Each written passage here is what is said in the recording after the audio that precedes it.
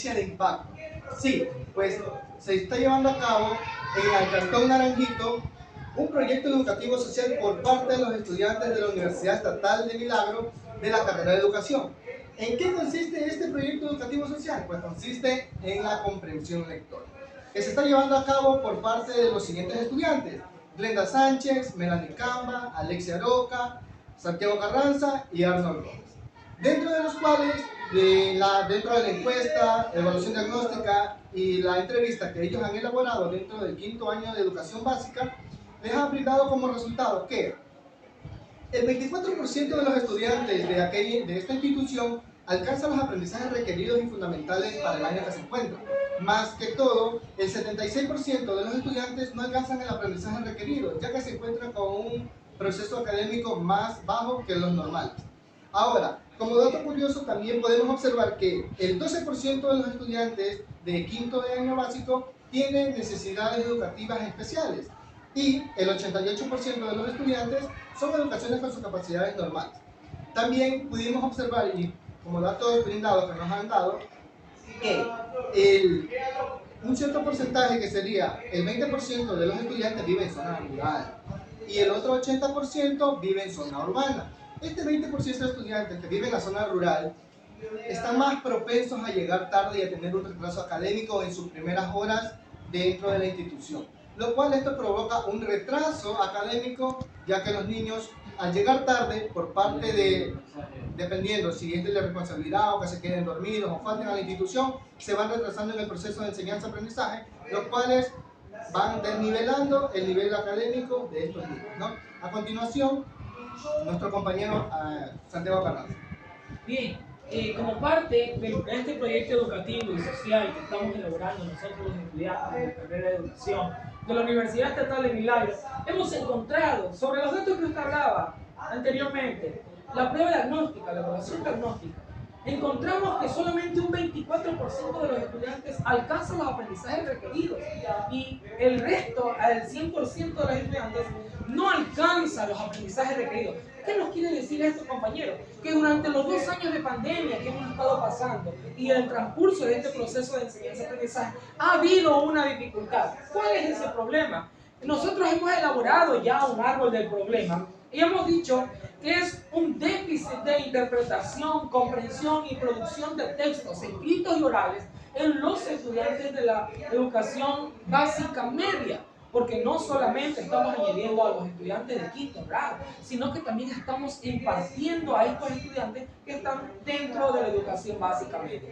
Pero ¿a qué se debe esta problemática? ¿Cuáles son las causas? Una de las causas muy importantes que creo que nosotros debemos de saber, que nos dejó la pandemia, es un trastorno emocional. El trastorno emocional provoca en los estudiantes un déficit de atención, desinterés por aprender, no les gusta aprender, se han llenado de problemas que no son de ellos, problemas ajenos a lo habitual, y se llenan de eso, ¿no? Y eso provoca que ya no les interesa los estudios, que les interesa el problema. También tenemos lo que son trastornos lingüísticos específicos del lenguaje. Estos trastornos están basados en el trastorno del neurodesarrollo. Eso quiere decir que no los va a dejar avanzar. Veamos, compañero Arnold, acerca de lo que es este trastorno específico del lenguaje. ¿Qué es lo que provoca? ¿Cuál es el efecto? Pues sí, la pobreza del lenguaje, la pobreza del conocimiento, pobreza del vocabulario, coherencia. Y todos estos problemas de expresión son aquellos problemas que nos presentan los estudiantes dentro del aula educativa. Pero hay algo muy importante que creo que nosotros debemos recalcar, que los docentes de ahora ya no deben de utilizar la enseñanza tradicional. Esta enseñanza tradicional sigue siendo un problema en el Ecuador hasta el día de hoy, que ya estamos en un siglo, ¿no es cierto?, superior al cuando se hizo esta enseñanza tradicional. La enseñanza tradicional consta de 2 factores muy importantes: poca capacitación, poco conocimiento, pocas destrezas desarrolladas en el docente y también la resistencia al cambio. Creemos que la educación es solamente una parte esencial, pero no la vamos a hacer más allá, no la elaboramos de una manera correcta para que el estudiante pueda aprender.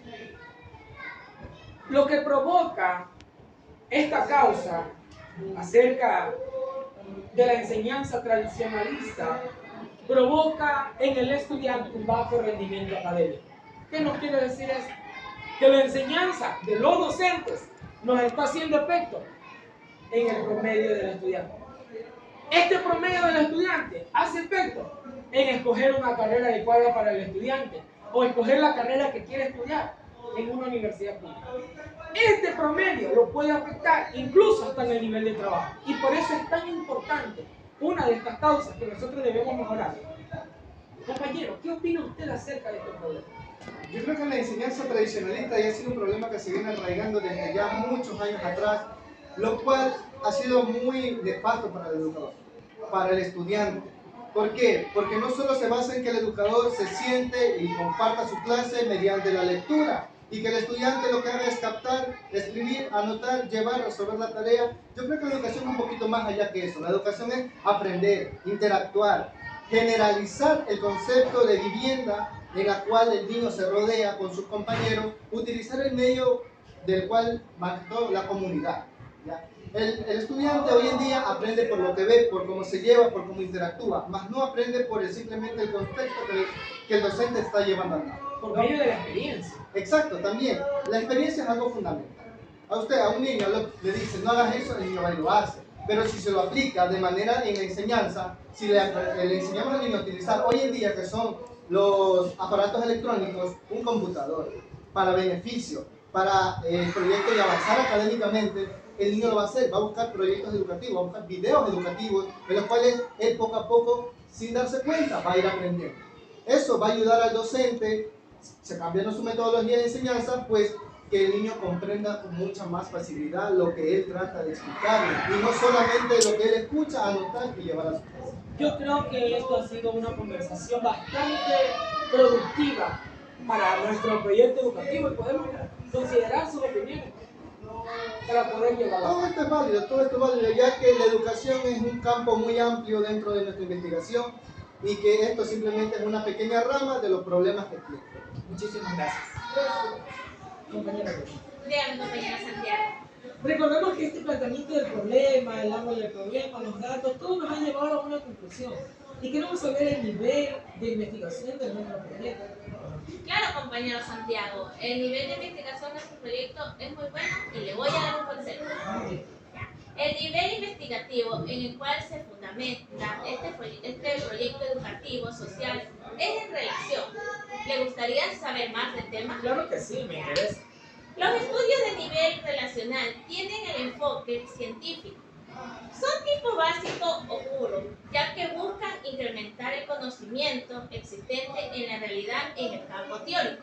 ¿Qué le parece, compañero, sobre eso? Compañera, yo creo que el nivel relacional en la investigación es un nivel bastante amplio y bastante profundo, porque Claro. vamos a relacionar, pues, ¿no es cierto? Claro. Supongo yo que son dos variables. Claro, mire, es bastante profundo porque tiene, como se dice, un proyecto, como se dice, de investigativo, ¿ya? Y se suma a unas variables, ¿Cuáles son esas variables?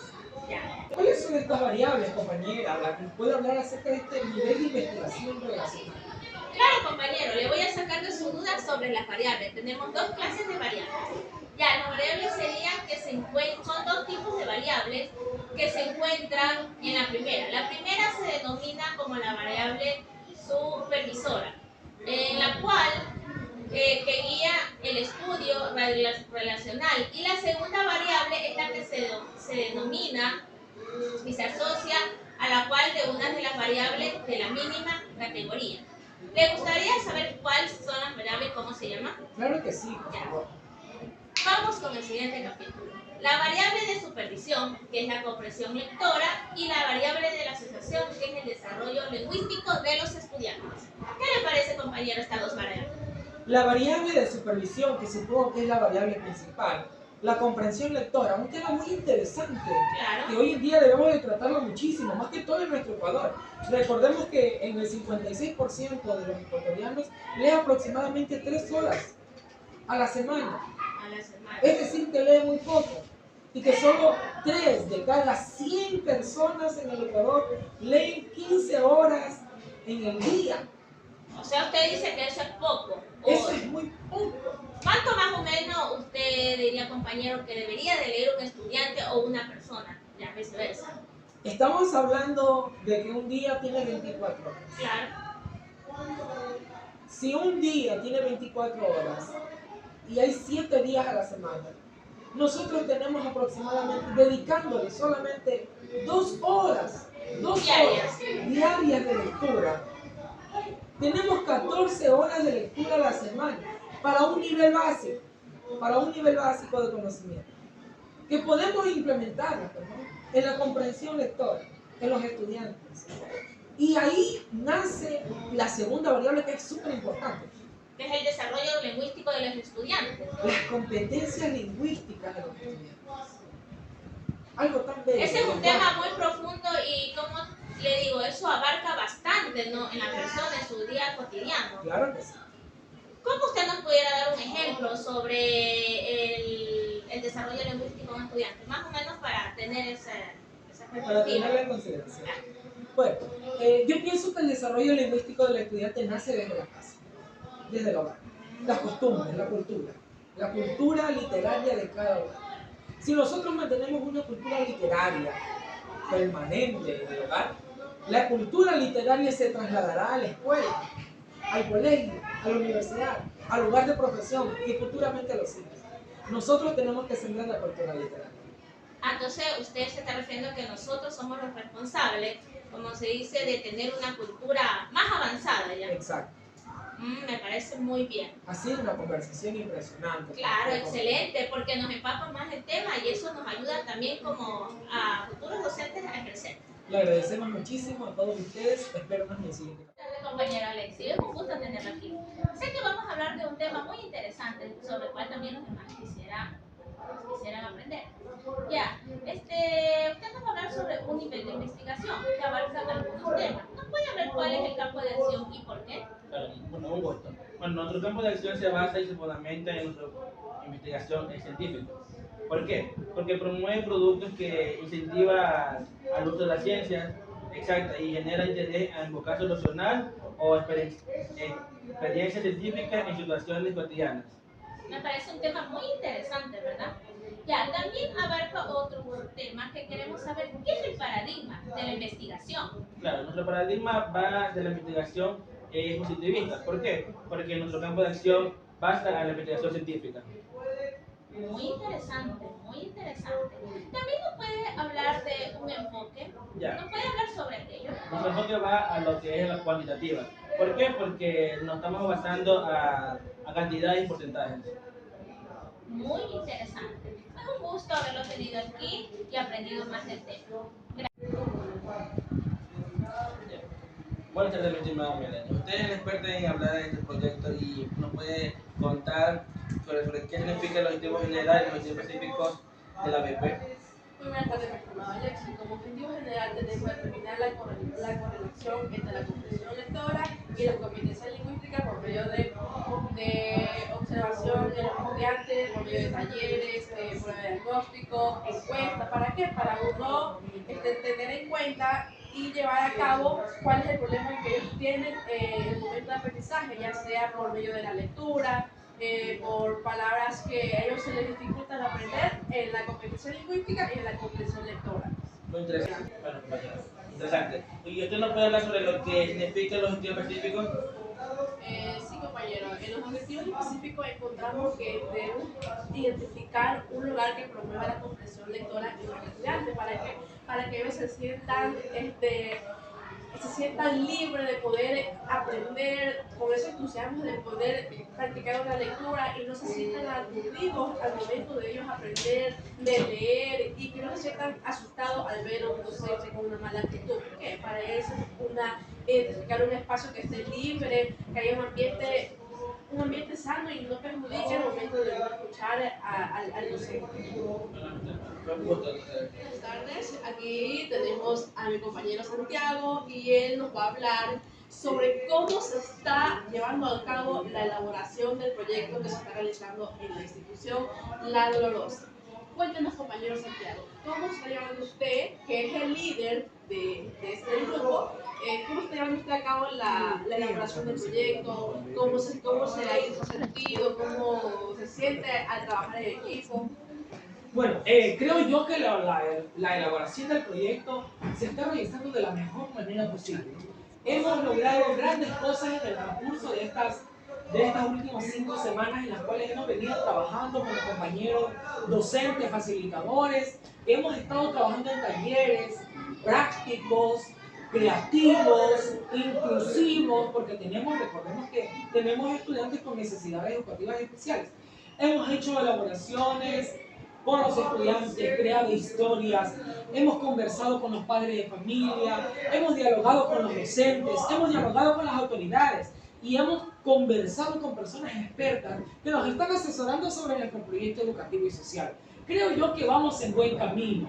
Esta parte del proyecto educativo social nos ha dado un gran avance, el avance de la comprensión lectora, la lingüística de nuestros estudiantes. ¿Qué es lo que nos hace falta? ¿Cómo podemos desarrollarlo? ¿Qué ejercicios debemos realizar para poder desarrollar estas competencias lingüísticas por medio de la comprensión lectora de los estudiantes de unidad educativa laboral? Sí, yo otra pregunta también la tengo. ¿Cómo se ha sentido hasta ahora llevando a cabo este trabajo? ¿No ha tenido ningún inconveniente con los docentes, con los estudiantes, acerca de cómo ellos asisten a la institución? Porque vemos que es una escuela y a veces los niños faltan por algún motivo. Entonces, eso me gustaría saber si no tienes inconveniente en la institución, ya sea con los docentes o con niños. Claro, claro. Siempre vemos esta parte de la unidad educativa. Cuando nosotros vemos una unidad educativa, vemos una sociedad. Una sociedad que tiene líderes al mando, que tiene sublíderes al mando, en este caso directores, profesores, padres de familia, estudiantes. Todos ellos conforman la comunidad educativa. Y recordemos que todos ellos forman parte del proceso del proyecto educativo. Ahora, lo que usted me pregunta, bueno, gracias a Dios nos hemos sentido de la mejor manera, con docentes, facilitadores bastante comprometidos con el proyecto, bastante socializadores, bastante responsables. Hemos tenido un ambiente de colaboración bastante amigable. En el transcurso de este proyecto hemos aprendido algo muy importante, que la constancia, la perseverancia es lo que logra en nosotros, los seres humanos, crear costumbres. Es lo que logra en nosotros, los seres humanos, crear grandes logros, grandes creatividades, grandes productos que nos muestran a nosotros, a los estudiantes, qué ser en un futuro, qué quiero ser, qué es lo que voy a hacer.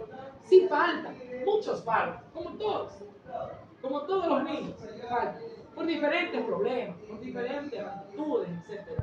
Pero debemos considerar que el refuerzo académico es lo más importante dentro del aula de clases. Esto nos ayuda a nosotros a potenciar el proyecto, porque ya no solo repartimos una clase, sino que damos un refuerzo académico para que el estudiante que no llegó a tal hora sea reforzado y tenga el mismo nivel de conocimiento que los demás. Sea con estudiantes con necesidades educativas especiales, no importa. Ellos también aprenden, ellos también conocen, a pesar de la discapacidad o incapacidad que ellos tienen. Pero recordemos que son seres humanos y todos tenemos las mismas oportunidades. Bueno, y es así como nuestro compañero, estimado Santiago, nos ha dado un breve resumen de cómo va llevándose a cabo el proyecto que se está realizando en la Escuela Dolorosa. Fue un gusto haberte tenido aquí, a que nos ayudes a cada uno de nosotros con tus pequeñas respuestas. Yo sé que eso es algo privado, pero un gusto haberte tenido aquí y muchas gracias. Muchísimas gracias.